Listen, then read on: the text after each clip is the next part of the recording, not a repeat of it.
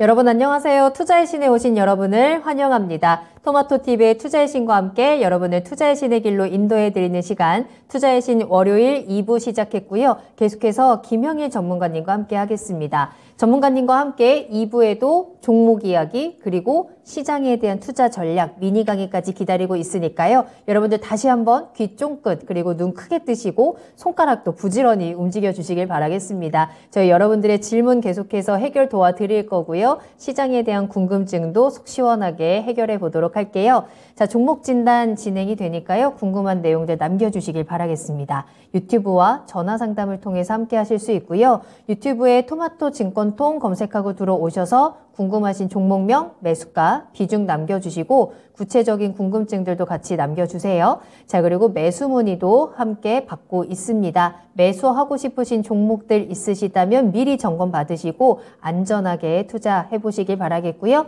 전화상담 02-325-8200번, 325-8200번으로 문의 전화 주시고 또 긍정의 기운들, 좋은 꿀팁들 많이 받아가시길 바라겠습니다. 자, 그럼 2부에는 또 어떤 분들 함께 해주고 계실까요? 출석 체크 간단하게 하고 종목 진단 바로 출발해 보도록 할게요. 해맘님께서 네, 귀쫑 하셨어요. 귀 쫑긋 세우시고 듣고 계신가요?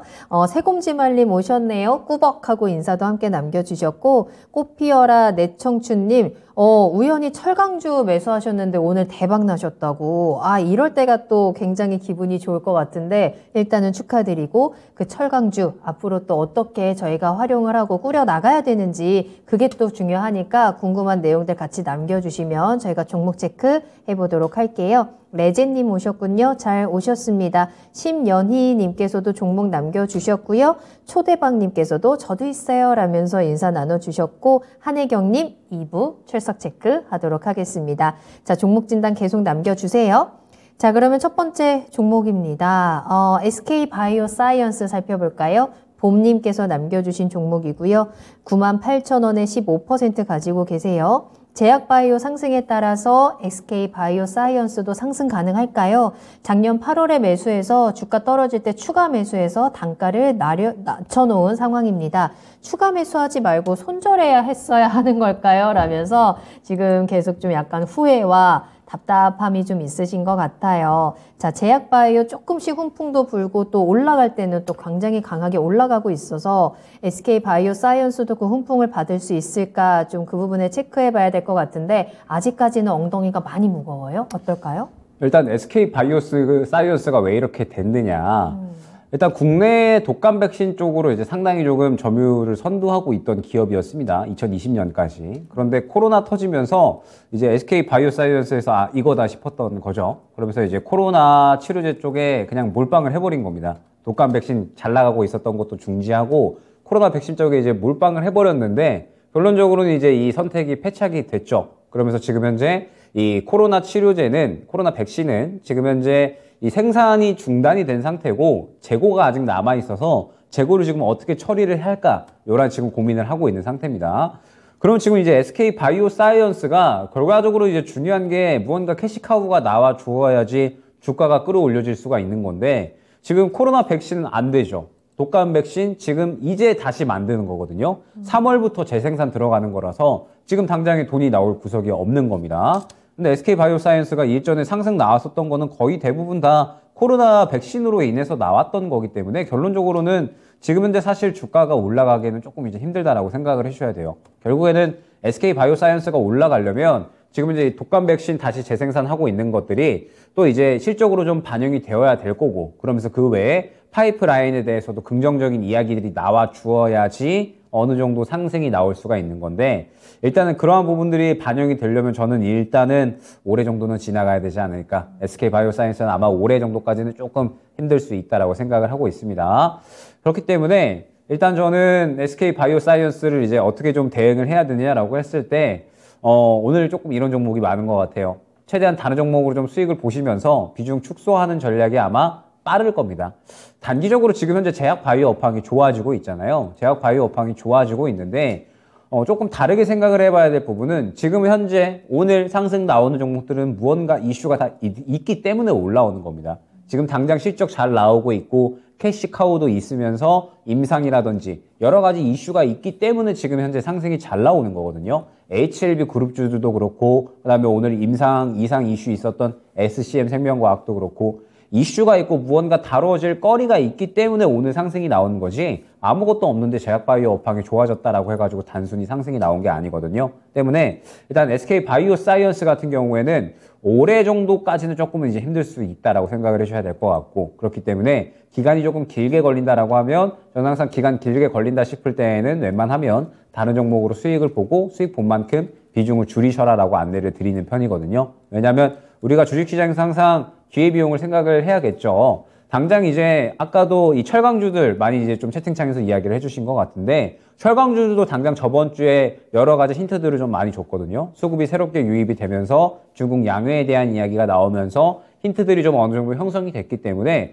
결과적으로는 이렇게 단기적으로 이 순환매가 나올 수 있는 섹터 쪽에 접근을 하면은 오히려 이 수익 손실, 이 순환이 조금 더 이제 빠르게 만회가 될 수 있다라는 부분이 중요한 것 같습니다.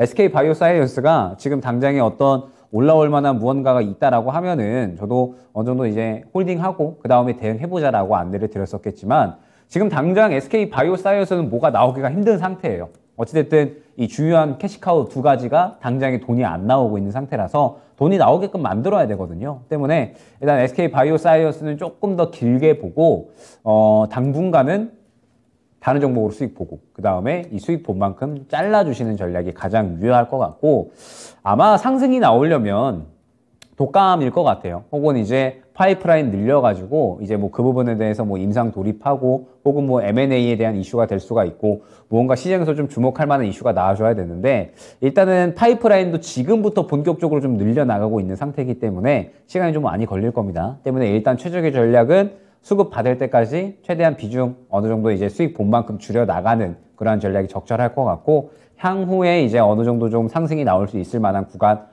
긴 시간이 좀 지난 뒤일 겁니다. 그때 이제 대응을 노리는 것이 적절할 것으로 생각이 됩니다.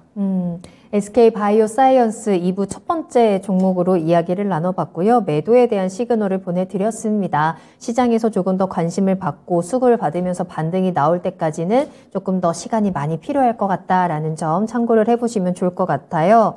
자, 이럴 때가 가장 답답한 거죠. 다른 종목들 올라가는 것 같고 이슈가 나오는 종목들은 좀 잘 강세도 보여주는 것 같은데 내 종목은 요지부동일 때가 진짜 답답합니다. 이게 좀 같이 움직여줘야 팔든지 말든지 어떤 대응이라도 해볼 텐데 도대체 어떻게 해야 되는 걸까?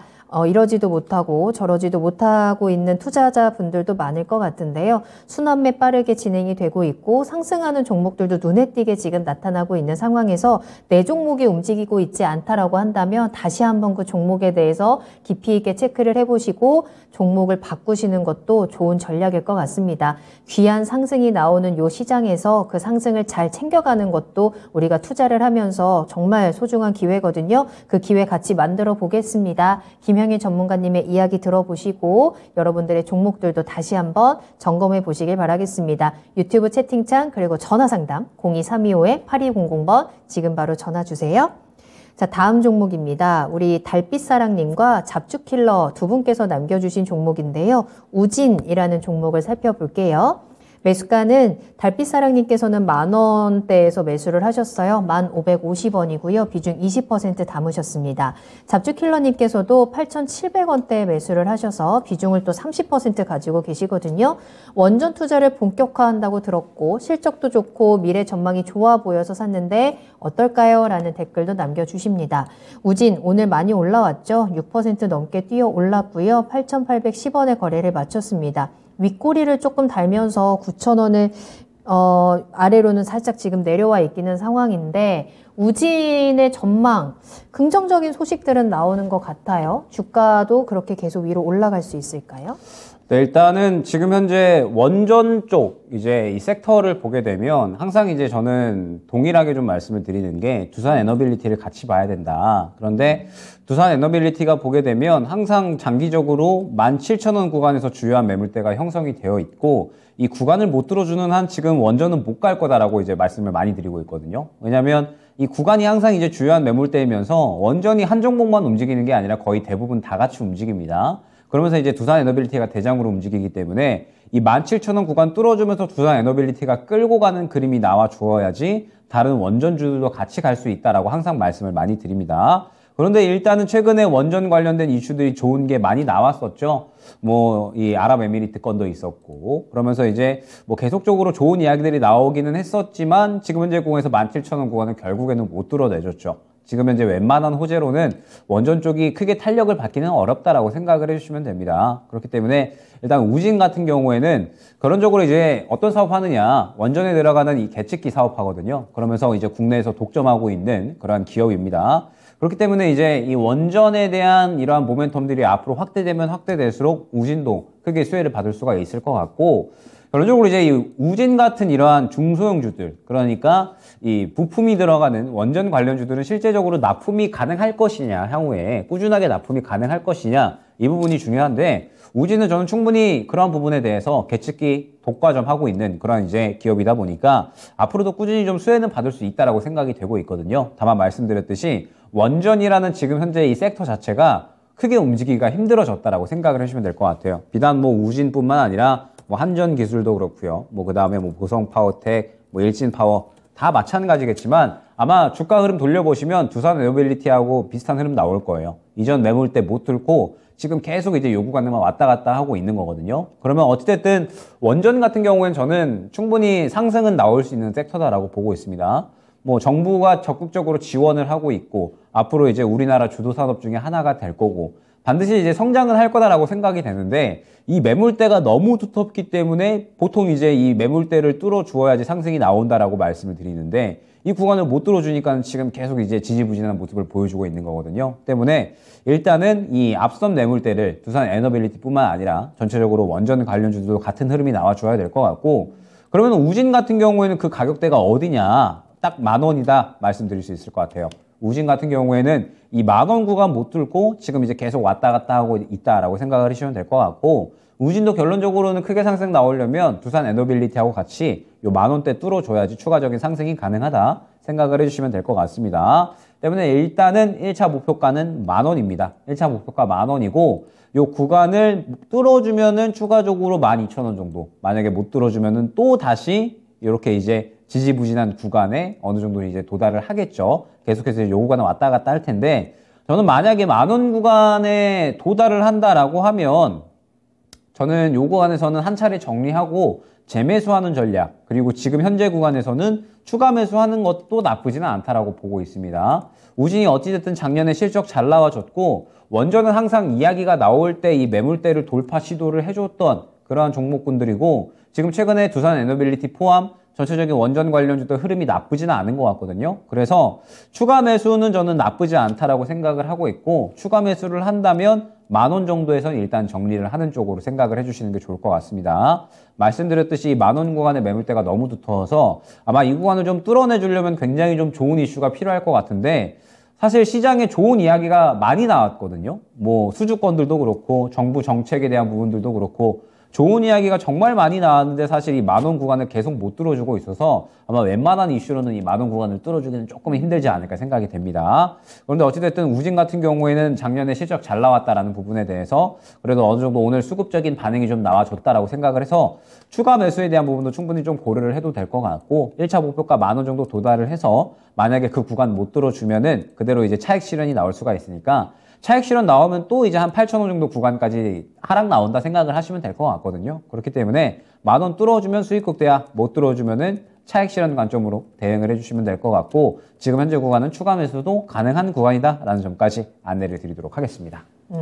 목표가 10,000원입니다. 계속 기다리시다가 10,000원에서 매도를 하고 재매수를 하시던지 아니면 지금 구간에서 추가 매수도 가능합니다. 추가 매수하셔서 단가를 낮추신 다음에 목표가 10,000원으로 수익으로 빠져나오는 전략 두 가지 선택지 전해드렸으니까요. 참고해 보시길 바라겠습니다. 꼭 수익으로 나올 수 있으면 좋겠네요.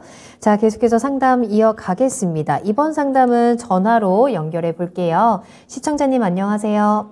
네, 안녕하세요. 네, 안녕하세요. 반갑습니다. 자, 어떤 네, 종목 반갑습니다. 궁금하세요? 네. 동아기업이요. 네, 매수가랑 비중 어떻게 되실까요? 58,000원에 15%입니다. 58,000원에 15%. 알겠습니다. 아, 언제 매수하셨어요, 이 종목? 최근에. 최근에 잠깐 올라왔을 때 네네. 매수를 하셨구나. 올라가는 거 보고. 아이고, 그러셨구나. 근데 오늘 장에서 네네. 조금 빠지면서 이제 손실을 보고 계시는데, 그래도 아직 네네. 희망을 놓기는 안 될 것 같아요. 장기적으로 좀 그죠? 봐도 될지 해서. 장기적으로 좀 궁금해서요. 보고 계시고요. 알겠습니다. 장기적으로 봤을 때 목표가 여기까지 갔으면 좋겠다 생각하시는 거 있으세요? 7만 원이 넘어갈 수 있을지. 그래요? 궁금해서요.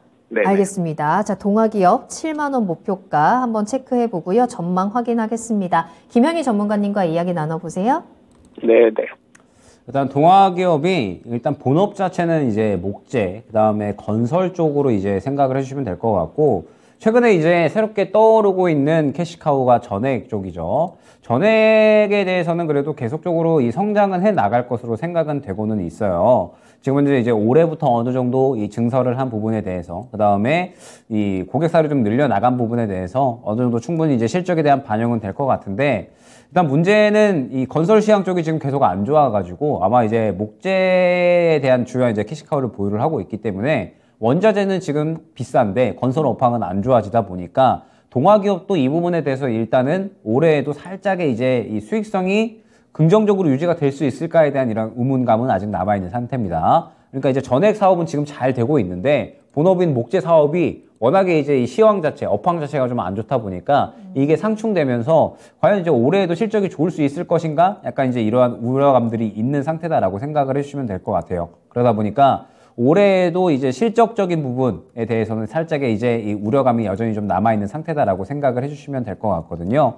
때문에 일단은 동아기업 같은 경우에는, 저는 이제 좀 확연하게 올려주려면 전액 쪽에 대해서 조금 더 이제 집중을 해야 된다라고 보고 있습니다. 시장이 이제 전액에 대해서 조금 더 이제 집중을 해주고 이 전액 납품에 대한 건들이 조금 더 이제 늘어나면서 뭐 이제 해외 수주 건들도 늘려온다라든지 이러한 이제 이야기들이 좀 나와줘야 될 것 같은데 뭐 아직까지는 이제 이 국내 배터리 3사 쪽에 조금 더 이제 편중이 되어 있는 것 같고 그 다음에 본격적으로 이제 이 실적 캐파가 늘어나는 구간은 아무래도 올해보다는 내년 그리고 이제 2025년 이렇게 이제 조금 예상이 되고 있어서 일단 올해는 큰 폭의 실적 성장은 조금 이제 어렵지 않을까. 그러면서 또 이 목재 사업과 약간의 이 상충되는 부분이 있어서 올해도 살짝 이제 실적은 지지부진할 것이다라는 이러한 예상치가 조금 있는 상태입니다. 그러면서 이제 최근에 수급 흐름을 보게 되면 동아기업은 지금 현재 어느 정도 이제 바닥 잡고 올라와주는 모습들은 보여주고 있는데 동아기업도 마찬가지예요. 지금 현재 이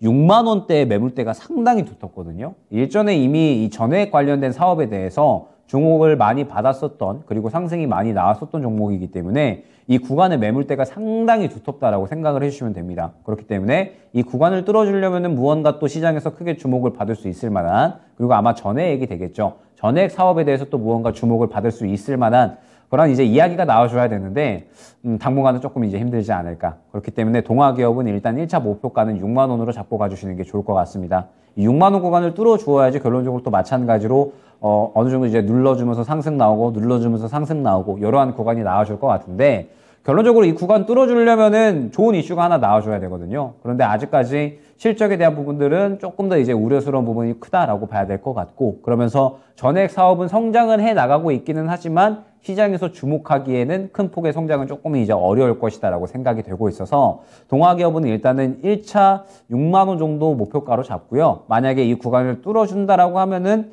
7만 원 정도까지는 노릴 수 있겠지만 이 구간을 바로 뚫어주기엔 조금은 이제 어렵지 않을까 생각이 됩니다. 때문에 6만 원 정도 근처 구간에서 정리하는 쪽으로 그리고 이제 다른 종목으로 교체하는 쪽으로 전략 안내 드리도록 하겠습니다. 네, 알겠습니다. 감사합니다. 네, 감사합니다. 자, 쿨하게 진단을 받아들고 가셨어요. 자, 동아기업 6만 원 목표가 체크해 드렸습니다. 자, 여러분들께서도 전화 주시길 바라겠습니다. 추가적인 궁금증들도 생기실 거고요. 그동안 어디 가서 말하지 못했던 고민들 지금 저희한테 말씀해 주세요. 김영일 전문가님이 모두 다 해결 도와드리도록 하겠습니다. 저도 꼼꼼하게 잘 듣고 같이 응원해 드릴 테니까요. 자, 지금 바로 02-325-8200번으로 문의 전화 주시면 되겠고요.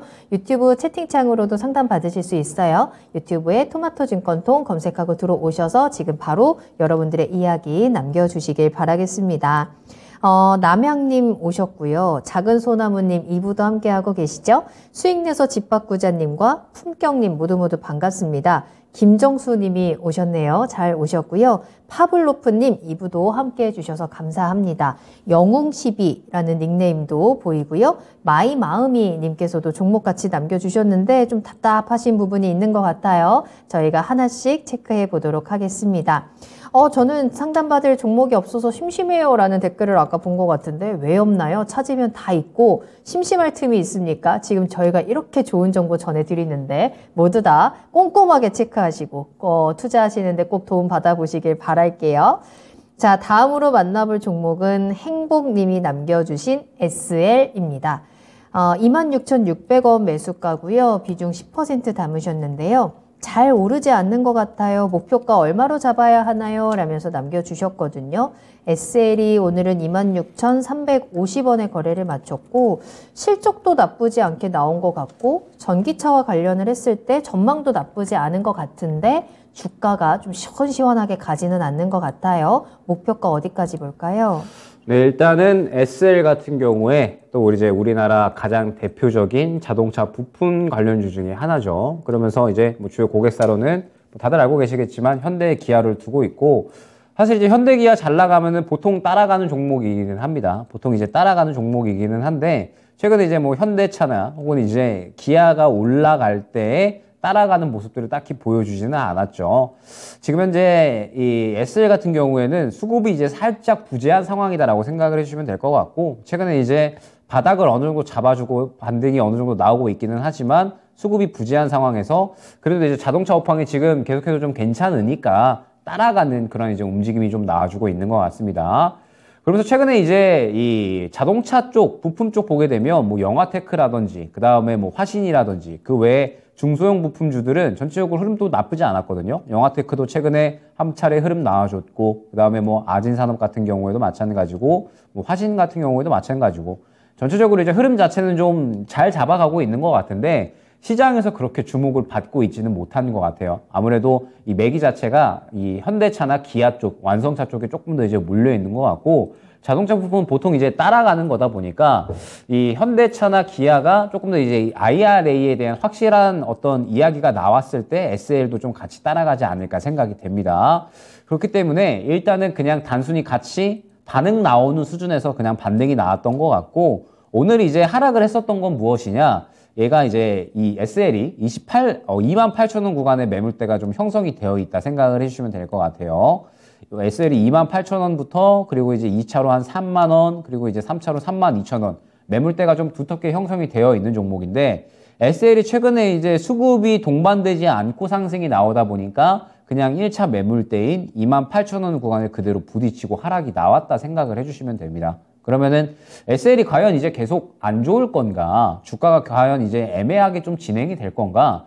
저는 그렇게 보지는 않거든요. 어찌됐든 지금은 이제 현대 기아가 굉장히 좀 잘 나가고 있기 때문에 현대 기아 잘 나가면은 당연히 자동차 부품 쪽도 같이 잘 나갈 수밖에 없습니다. 뭐 그만큼 이제 SL도 충분히 좋은 실적에 대한 흐름들을 보여줬고 4분기가 조금 이제 애매한 실적 흐름이 보여주기는 했지만 그래도 올해 다시 한번 실적 개선세는 충분히 좀 나타내주지 않을까 생각이 되고 있거든요. 그렇기 때문에 SL의 주가 흐름을 좀 예상을 한다라고 하면 일단 5일선과 20일선을 오늘 또 이탈을 했기 때문에 아마 이 박스권을 그릴 것이다라고 생각을 합니다. 한 25,000원에서 27,000원 정도까지 박스권을 그리다가 한 차례 이제 뚫어주는 흐름이 나오지 않을까. 그러면서 이제 목표가 3만원 정도까지는 충분히 저는 잡고 가도 무방하다라고 생각을 하고 있거든요. 물론 이제 이 주가가 애매모호한 그러니까 이 크게 움직이지 않는 부분은 있기는 한데 말씀드렸듯이 지금 수급이 좀 부재하기 때문에 그래요.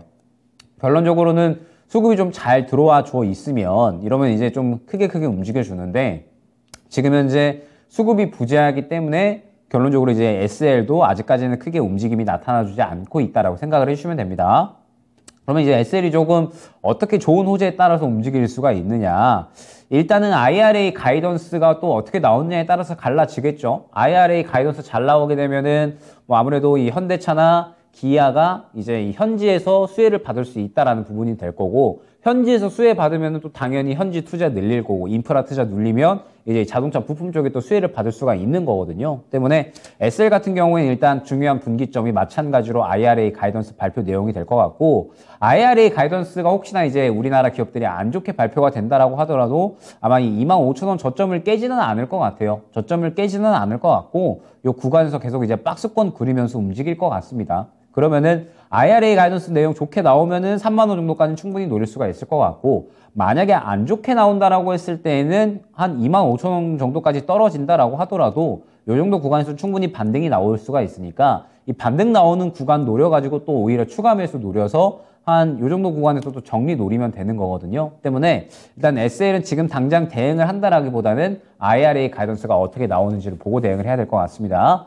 IRA 가이던스 좋게 나오면은 추가적으로 이제 상승에 대한 부분은 잡아갈 수 있을 것이고, 만약에 안 좋게 나오면서 차익 실현이 나온다라고 하더라도 바닥을 크게 이탈하지는 않을 거니까 이 정도 구간에서 지지받는 거 보고 그 다음에 반등 구간에 추가 매수해서 또 빠져나오는 전략, 충분히 수익 만회는 가능한 전략이니까 일단은 IRA 가이던스 내용 어떻게 나오는지, 그리고 그 결과에 따라서 방향성이 좀 어떻게 나뉘는지, 그리고 이 구간을 지켜주면서 반등 구간 잡아가는지에 따라서 매매 전략을 잡아가실 수 있을 것 같고, 충분히 수익 만회는 가능할 것으로 생각이 됩니다.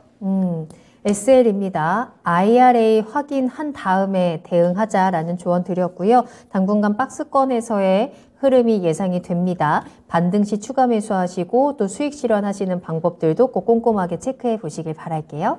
자, 계속해서 김영희 전문가님과 함께하고 있고요. 여러분들의 이야기 남겨주시길 바라겠습니다. 아직 시간 충분히 남아있고 저희 마지막에 또 미니 강의 기다리고 있는 거 알고 계시죠? 자, 앞으로 우리가 시장에서 또 어떤 모멘텀을 체크해야 되는지, 그 안에서 섹터와 종목에 대한 이야기까지 여러분들께 꿀팁 전해드릴 테니까요. 끝까지 함께해 주시길 바라겠고요. 자, 다음으로 만나볼 종목은 반올림 100%님께서 매도 문의라고 남겨주신 PSK 홀딩스를 살펴보도록 하겠습니다. 매수가는 9,600원이고 비중 20% 담고 계시는데요. PSK 홀딩스 주가 흐름부터 살펴보자면 오늘은 2% 정도 상승을 했고요. 9,450원에 거래를 마쳤습니다. 매수하신 가격이 9,600원이에요. 최근에 매수를 하셨을 것 같고, PSK 홀딩스가 올해 들어서 흐름이 굉장히 좋았죠. 또 급등도 여러 번 나왔습니다. 10,000원 찍고 지금 살짝 내려와 있는 구간인데 매도 타이밍이 궁금합니다 라고 남겨주셨거든요. PSK 홀딩스는 어떤 모멘텀을 체크하면 좋을까요? 일단은 애매하네요. 애매하다라고 말씀을 드린 게 왜냐면 지금 반도체 쪽에서 저는 좀 수급이 그나마 살아있다라고 생각이 되는 게 AI 반도체 쪽이거든요. 그 외에 나머지는 지금 현재 이제 슬슬 차익 실현 과정에 좀 돌입을 했다라고 보고 있습니다. 때문에 PSK 홀딩스가 최근에 이제 이 AI 반도체 쪽으로 수급을 받았기 때문에 결론적으로는 수급이 살아있기는 한 것 같은데, 문제는 무엇이냐? 최근에 이제 어제도 그렇고, 그 다음에 이 10,000원 구간 돌파했을 때도 그렇고, 차익 실현이 적게 나오지가 않았다라는 부분이 조금 이제 중요할 것 같아요. 제가 지금 주가 흐름을 보니까, 저는 이런 차트 형태를 사실 좋아하거든요. 굉장히 좀 선호하는 편입니다. 좋아하는데, 지금 이제 이게 살짝 애매하다라고 말씀을 드린 게 왜냐면, 지금 단기적으로 이 10,000원 구간 돌파했을 때 차익 실현이 적게 나오지 않았다라는 점, 그리고 어제와 그 다음에 저번 주 금요일 날 해가지고 이 눌림 구간에 또 마찬가지로 차익 실현이 또 적게 나오질 않았어요. 그러면 PSK 홀딩스는 지금 이제 계속해서 주가가 애매하게 움직이다가 저점 구간에서 최근에 이제 이 AI 반도체가 흐름을 타면서 한 차례 상승이 좀 나왔다라고 생각을 해주시면 될 것 같은데, 이미 이제 그동안의 매물대를 돌파해주는 흐름은 이미 나왔거든요. 그러면 이제 단기 신고가는 형성을 했다라고 봐야 될 것 같고, 단기 신고가는 형성을 한 상태에서 지금 장기적으로 늘려보게 되면은 또 이 매물대에 부딪혀서 그대로 차익 실현이 나온 모습을 확인을 할 수가 있습니다. 즉 아마 이 1,300원, 1,400원 요 구간 이후로는 추가적으로 더 큰 상승은 조금 더 이제 꾀하기는 어렵다라고 생각을 해주시면 될 것 같고, 이 PSK 홀딩스를 접근을 한다라고 하면 아마 저는 완전히 데이 트레이딩으로만 접근을 할 것 같거든요. 목표가 딱 10,400원 정도, 1,300원 정도, 이 정도 구간 설정을 해서 이제 그날 흐름 보고 데이 트레이딩으로 이제 대응을 할 것 같은데, 제가 그래서 이제 이 PSK 홀딩스를 살짝 이제 애매하다고 말씀을 드린 게, 매수가가 지금 이제 살짝 이제 애매하기 때문에 그렇습니다. 지금 이제 완전히 저가에 형성이 되어 있으면 조금 더 이제 지켜봐도 될 것 같고, 고가에 이제 형성이 되어 있으시면은 이제 정리를 하는 쪽으로 좀 안내를 드렸을 것 같은데, 지금 딱 이제 매수가 근처시잖아요. 때문에 일단은 내일과 그 다음에 모레의 흐름이 좀 중요할 것 같습니다. 말씀드렸듯이 지금 반도체 최근에 상승 나왔었던 뭐 디자인하우스라든지 혹은 뭐 EUV라든지 그리고 대형주 다 마찬가지겠지만 사실 차익 실현 나오는 흐름 나오고 있고, AI 반도체 쪽이 그나마 수급이 살아있거든요. 그런데 오늘 또 인공지능 AI 쪽, 챗봇 쪽 보니까 수급이 좀 또 괜찮게 살아있어요. 뭐 브리지텍, 뭐 그 다음에 뭐 마인즈랩, 셀바스 AI 등등 해서 이쪽이 또 수급이 살아있어가지고, AI 반도체 쪽은 아직까지는 조금 더 갈 수 있겠다라고 생각을 했습니다. 때문에 일단 조금 더 지켜보시는 게 좋을 것 같고, 만약에 반등 나온다라고 하면 딱 한 11,100원 정도까지만 지켜보시는 게 좋을 것 같아요. 이 구간 이후로는 추가적인 상승은 조금 이제 어려울 수가 있으니까 딱 한 이제 11,100원 정도까지만 지켜보시는 게 좋을 것 같고, 지금 말씀드렸듯이 PSK홀딩스는 현재 구간으로부터 단기적으로는 탄력 가능성은 충분히 있습니다. 다만 수급이 조금 빠져나온 상태이기 때문에 웬만하면 반등 나오는 구간 잡아갔을 때 정리하는 쪽으로 안내를 드리고, 혹시나 이제 향후에 차익 실현 나오고 나서 눌린다라고 했을 때는 또 충분히 재매수는 가능한 종목이거든요. 어찌됐든 AI 반도체가 지금 현재 반도체 쪽에 새로운 캐시카우로 촉망받고 있고, 그러면서 반도체 업황이 아마 3월 정도 지나가면서 저는 또 좋은 이야기들이 많이 나올 거다라고 생각을 하고 있어서, PSK홀딩스는 만약에 이 구간에서 눌린다라고 하더라도 충분히 재매수는 가능할 겁니다. 그런데 어찌됐든 지금 현재 매수가가 근처 구간이시고, 어느 정도 반등이 나온다라고 하면, 반등 나온다라고 하더라도 이 매물대 이상의 상승은 조금 이제 어려울 수가 있어서, 이 구간 뚫어주지 못하고 차익 실현 나오면 그때는 또 강하게 차익 실현 나올 수가 있거든요. 때문에 일단 정리는 염두에 두시고, 반등 나온다라고 했을 때에는 딱 한 11,100원 혹은 10,000원 정도까지만 지켜보시는 거 추천드리고, 내일과 모레의 흐름이 굉장히 중요하다라는 점, 반등 구간을 잡아간다라고 했을 때 내일과 모레의 흐름 정도에서 정리한다라는 생각으로 일단은 접근해 주시고, 향후에 재매수 다시 노리는 쪽으로 다시 한번 전략 꾸려 나가시면 좋을 것 같습니다. PSK홀딩스 작년에 사셨다라고 또 같이 올려주셨는데 오랫동안 기다리셨어요. 이제 다시 매수가까지 올라왔죠. 일단 11,100원까지로 목표가 체크를 해드리면서 조금 더 지켜볼 수는 있겠지만 당장 이번 주에 어느 정도 대응 전략들은 좀 체크를 해보시는 게 좋을 것 같네요. 올려주신 반올림 100%님께서 킹행님 말 잘 들어야 자다가도 떡이 나온다 라는 댓글도 남겨주셨는데, 자, 진단 잘 참고를 하시고 수익, 떡 잘 받아가시길 바라겠습니다. 자, 계속 상담 이어가 볼까요? 여러분들 유튜브 채팅창과 전화 상담 활짝 열려 있으니까요. 남겨주시고요. 궁금하신 종목명, 매수가 비중, 그리고 매수 문의도 같이 남겨주시면 더욱더 좋습니다. 전화 상담 02-325-8200번 계속 열어줄 테니까요. 저희 지금 이 시간 여러분들과 정말 다양한 이야기 많이 나눠보도록 할게요. 자, 이번에 만나볼 종목은요, 이번에도 요 질문에서 답답함이 느껴지더라고요. 일단 심연희님께서 남겨주셨고, 종목은 범한 퓨얼셀입니다. 매수가가 29,300원에 비중 30% 담으셨는데요. 수소 관련주는 아직 멀었나요? 라면서 남겨주셨어요. 일단 범한 퓨얼셀의 주가 흐름부터 살펴보자면 그래도 어제 오늘 좀 강하게 빨간불 켜내면서 오늘도 1% 상승 유지를 했고요. 29,050원에 거래를 마쳤습니다. 지금 최근에는 요 3만 원을 좀 뚫어주지 못하고 꺾이는 모습이고, 수소 관련 종목에 대해서는 워낙에 오랫동안 이 기대감과 실망감이 좀 반복되어 있는 종목이기도 해서 도대체 수소는 언제쯤 빛을 볼 수 있을까, 많은 분들 답답하실 것 같아요. 또 친환경 뭐 이런 신재생 이야기하면 수소를 빼놓을 수는 없으니까요. 어떻게 보고 계실까요? 수소는 조금 기다려야 돼요. 왜 이제 기다려야 되냐면, 네. 저는 무조건 크게 간다라고 보고 있거든요, 수소가. 그만큼 이제 가면 크게 갈 거다라고 보고 있고, 그만큼 지금 현재 글로벌 이 모든 시선들이 청정 에너지, 특히나 그린 수소 쪽에 이제 많이 쏠려 있습니다.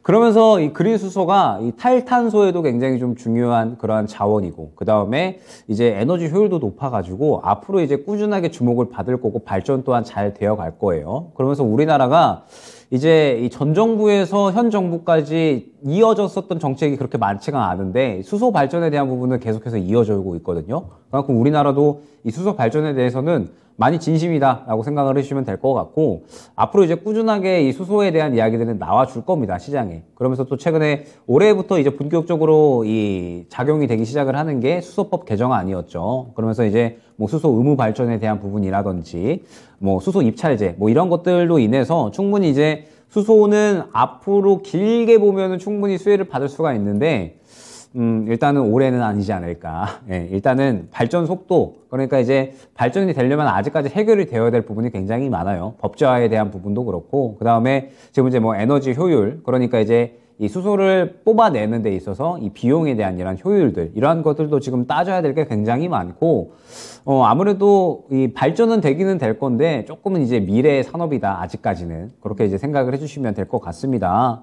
그러면서 이제 올해는 그래도 어느 정도 이 수혜를 볼 수 있었던 부분이 이제 이 수소 의무 발전에 대한 부분인데, 이게 또 입찰 시장이 지금 만들어져야 되는데 아직까지 안 만들어졌거든요. 그렇기 때문에 결론적으로는 이 부분에 대해서 수혜를 볼 수 있는 기업이 뭐 두산 퓨얼셀이나 혹은 이제 범한 퓨얼셀 같은 수소 연료전지 납품하는 기업들인데, 이 기업들이 지금 이제 이 수혜를 받을 수 있는 이슈가 올해 아직까지는 조금 형성이 되어 있지 않다 보니까 결론적으로는 좀 길게 봐야 될 것 같아요. 그러면서 사실 이제 범한 퓨얼셀보다는 시장에서 수소 쪽으로 조금 더 이제 이야기가 되는 게 두산 퓨얼셀이나 혹은 이제 S 퓨얼셀 정도가 되겠죠. 범한 퓨얼셀은 한 3등 정도로 생각을 해주시면 될 것 같고, 일단 지금 구간에서 다행히 이제 매수가가 많이 높지 않으시네요. 저는 그러면 정리하고 다른 종목 교체하시는 거 추천드리겠습니다. 간단하게. 왜냐하면 지금 이제 매수가 근처시고 충분히 이제 저는 기다릴만 하다라고 생각이 되고 있거든요. 기다릴만 하다라고 생각이 되고 있고, 수소 쪽도 지금 이제 좋은 이슈들 많이 나오고 있기는 해요. 뭐 아무래도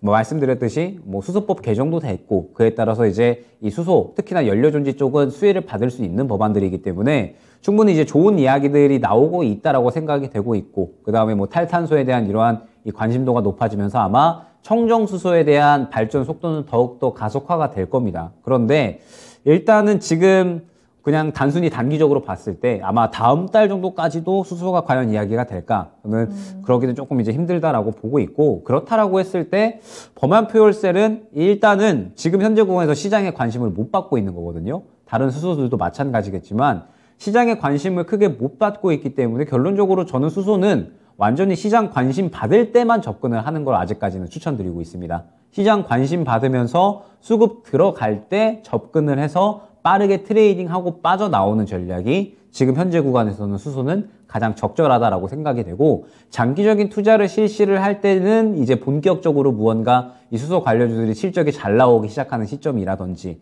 이러한 이야기들이 나올 때 그때 이제 장기적인 투자를 시작을 해야 된다라고 생각을 하지, 지금은 아직까지는 저는 기호비용의 손실 구간이다라고 생각을 하거든요. 때문에 일단 이 수소 쪽은 완전히 이슈 나올 때, 수급 들어갈 때 아직까지 단기 트레이딩으로만 접근을 해야 된다라고 생각을 하고 있어서, 범한 퓨얼셀도 마찬가지입니다. 지금 현재 뭐 그래도 이 구간을 지켜주고 있고, 반등이 나온다라고 하더라도 아마 이 3만 원 구간을 크게 뚫어주기는 어려울 거다라고 보고 있거든요.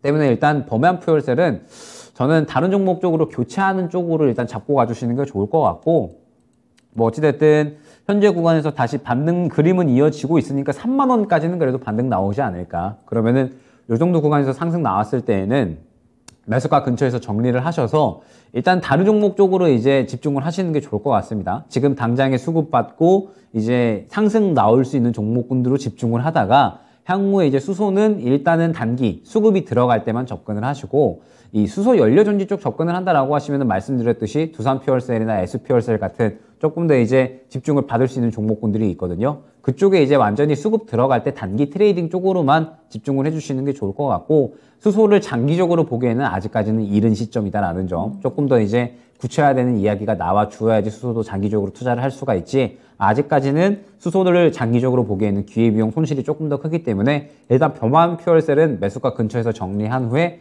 다른 종목 쪽으로 이제 교체를 했다가, 수소를 접근하고 싶다 하시면은 먼저 수급 들어가는 구간이 이제 보였을 때 단기 트레이딩으로만 접근을 하시다가, 장기 투자에 대한 이야기는 조금 더 이 구체적인 이야기가 나왔을 때 진행을 하시는 걸 추천드리도록 하겠습니다. 네. 범한 퓨얼셀 진단 도와드렸고, 수소 에너지와 관련된 내용들도 같이 체크를 해드렸어요. 대기만사성이라는 표현이 갑자기 생각이 났는데 이게 맞는지는 모르겠지만, 다른 신재생 에너지와 비교를 했을 때 좀 늦게 빛을 보는 만큼 때를 만나기만 한다면 강하게 상승을 할 것이다. 다만 그때가 아직은 아니라는 점 계속해서 준비 과정이 조금 더 길어지고 있는 상황이고요. 현재 시장의 분위기를 또 고려를 했을 때 매도 의견을 함께 전해드렸습니다. 참고해 보시면 좋을 것 같네요. 자, 다음 상담입니다. 이번에 전화 연결하겠습니다. 시청자님 안녕하십니까? 예, 안녕하세요. 네, 안녕하세요. 반갑습니다. 자, 어떤 종목 궁금하세요? 예, 그 삼성 엔지니어링요. 좋습니다. 매수가랑 비중 어떻게 되실까요? 아, 매수가는 27,100원이고요. 네.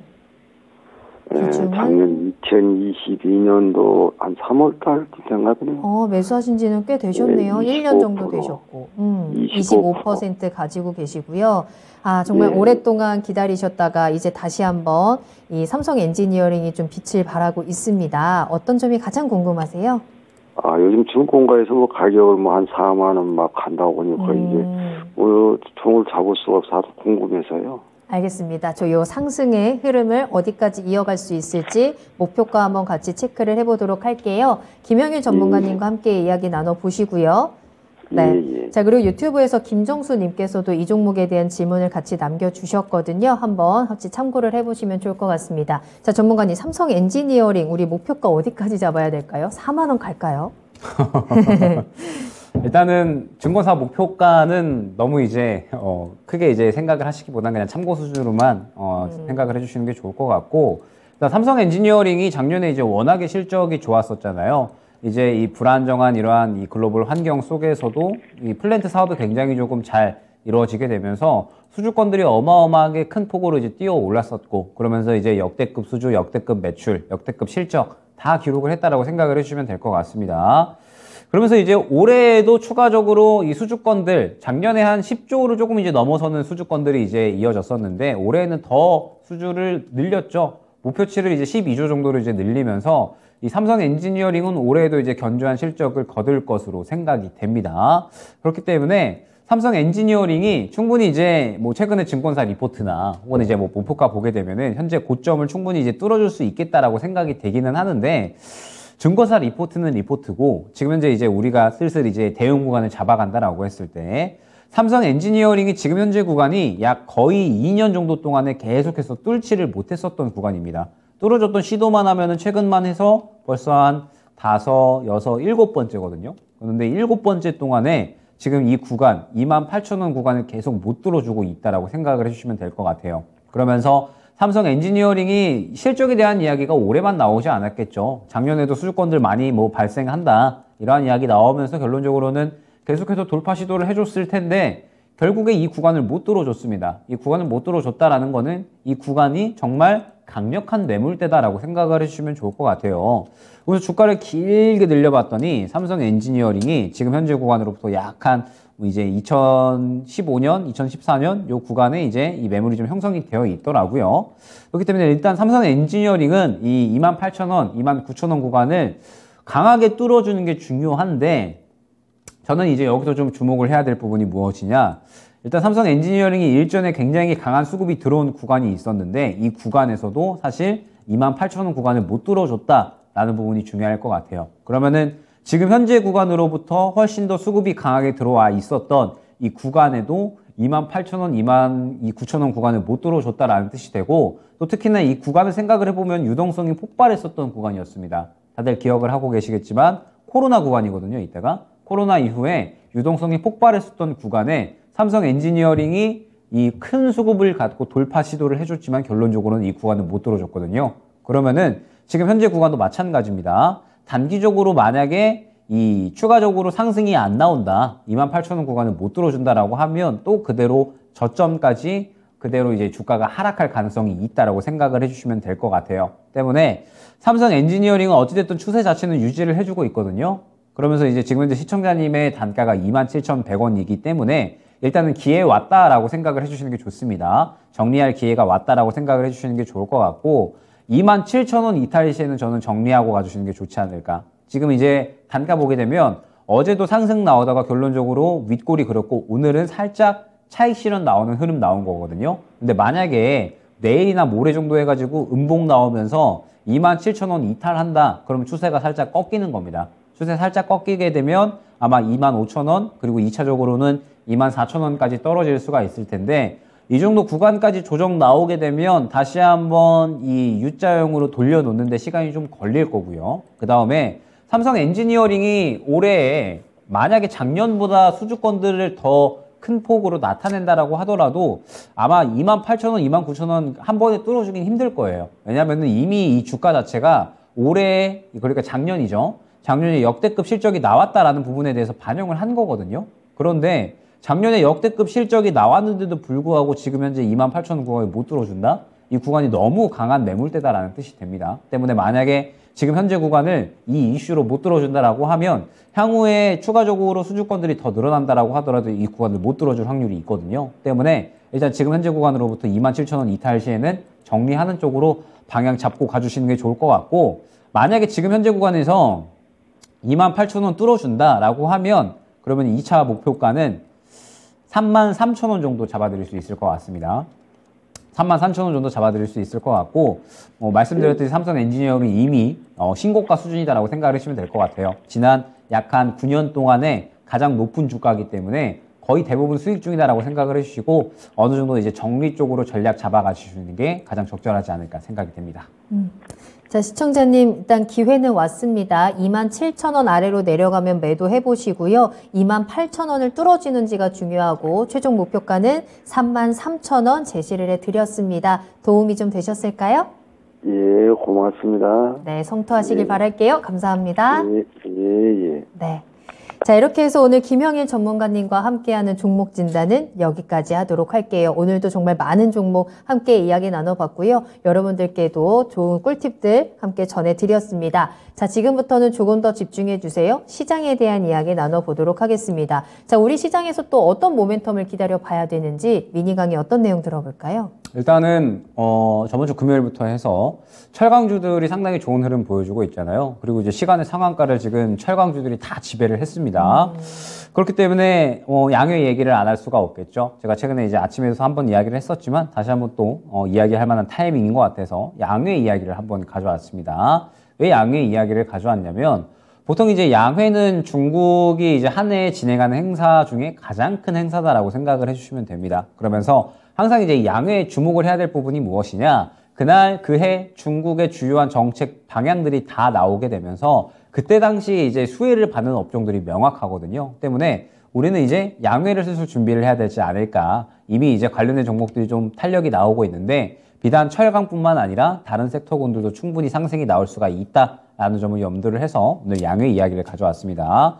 잠깐 이제 표를 보게 되면 지금 최근에 이제 이 중국의 통화량과 그 다음에 이제 신규 대출 건들에 대해서 이제 한번 표를 가져와 봤어요. 그러면서 내용을 보게 되면 지금 이제 중국의 통화량이 늘었다라는 이슈가 나오고 있고 그 다음에 신규 대출건이 어마어마하게 늘어났다라는 부분을 확인을 할 수가 있습니다.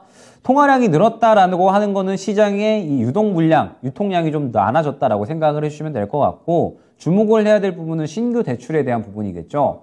사실 중국이 다들 기억을 하시겠지만 제로 코로나 정책으로 인해서 돈을 쓸 데가 없었습니다. 그렇기 때문에 지금 기업이고 가게고 사실 곳간을 많이 채워놓은 상태다라고 생각을 해주시면 되는데 곳간이 많이 채워져 있는 상태에서 지금 대출을 상당히 큰 폭으로 했다라는 부분은 저는 상당히 의미가 있다라고 생각을 하고 있거든요.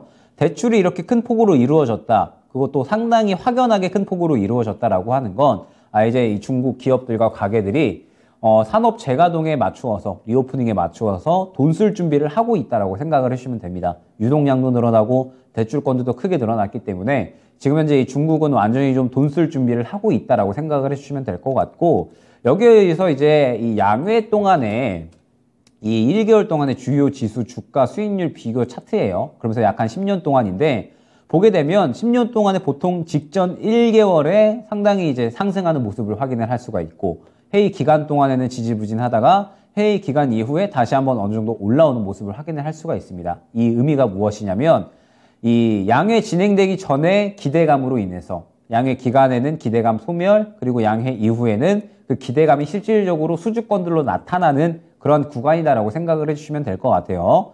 그러면서 이제 이번에 이 양회가 상당히 저는 기대가 되는 게 무엇이냐 제로 코로나 정책 이후에 처음으로 펼쳐지는 제대로 된 양회잖아요.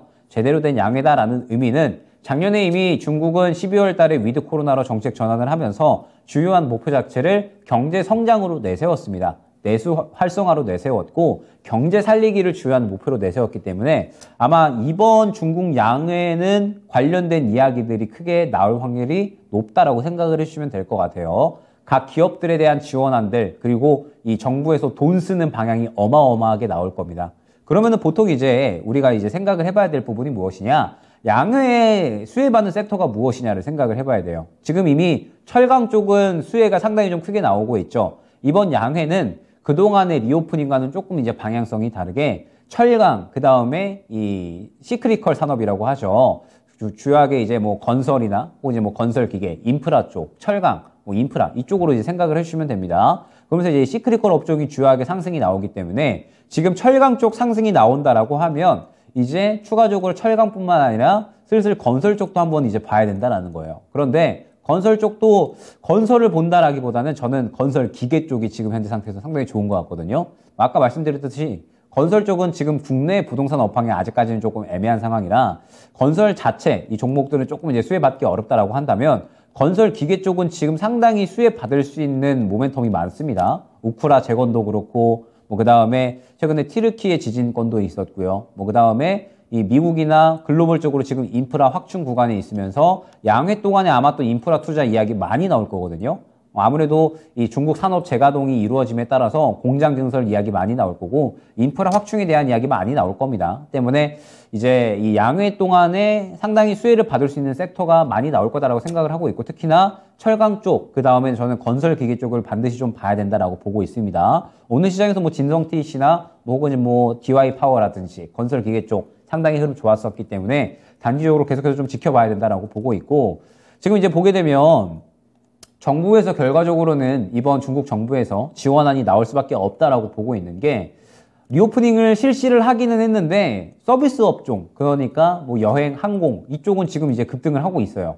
이 산업 지수가. 그런데 보게 되면 제조업은 생각보다 반등이 미미하거든요. 제조업이 반등이 미미하다라고 하는 건 중국 정부가 원한 게 아닙니다. 중국 정부가 사실 가장 원하는 건 이 제조업 지수가 높아지면서 산업이 살아나고 경제가 살아나는 거거든요. 그런데 지금 이 반등 수치가 미미하잖아요. 때문에 아마 이번 양회에서는 이 제조업들, 그러니까 경기 민감 산업들에 대해서 상당히 지원하는 정책들이 많이 나올 겁니다. 그러면은 우리나라도 아마 중국 쪽의 수출 비중이 높기 때문에 이 부분에 대해서 충분히 수혜를 받을 수가 있겠죠. 이번 양에는 아마 우리나라 기업들의 충분히 수혜를 받을 수 있는 종목군들이 상당히 많이 나올 거기 때문에 지금 철강 쪽 탄력이 나오고 있기는 하지만 비단 철강뿐만 아니라 슬슬 이제 다른 쪽, 특히나 건설 기계 쪽이라든지 다른 섹터에 대해서도 충분히 생각을 해볼 만하다. 여태까지의 리오프닝과는 다르게 산업 쪽이 조금 더 민감하게 움직일 수가 있다. 제조업 쪽이 조금 더 민감하게 움직일 수가 있다라는 부분을 염두를 하시면서 양회를 준비해 보시면 좋을 것 같습니다. 네. 자, 오늘 미니 강의에서는 중국에 대한 모멘텀이죠. 중국에서 또 이렇게 훈풍이 불어오면 우리 시장에서는 관련 종목들이 굉장히 또 강하게 날아가기도 합니다. 자, 3월에 기다리고 있는 중국 양회와 관련해서 우리가 어떤 포인트 잡아야 되는지 철강은 벌써부터 기대감으로 움직이고 있고요. 우리 또 꿀팁으로 전해주신 건설 기계 쪽도 꼭 관심을 가져보시고 수익의 기회를 잡아보시길 바라겠습니다. 자, 이렇게 오늘 김영희 전문가님과 함께 2시간 꽉 채워서 여러분들께 다양한 정보 전해드렸고요. 전문가님과는 여기서 먼저 인사드리겠습니다. 오늘 감사합니다. 네, 감사합니다. 네, 오늘 저희가 방송에서 전해드린 내용은 투자 판단을 위한 참고 자료입니다. 투자는 투자자 본인의 책임과 판단에 따라서 이루어져야 한다는 점 다시 한번 유의해 주시기 바랍니다. 오늘 하루도 모두 고생 많으셨고요. 저는 내일 이 시간에 다시 돌아오겠습니다. 시청해 주신 여러분 고맙습니다.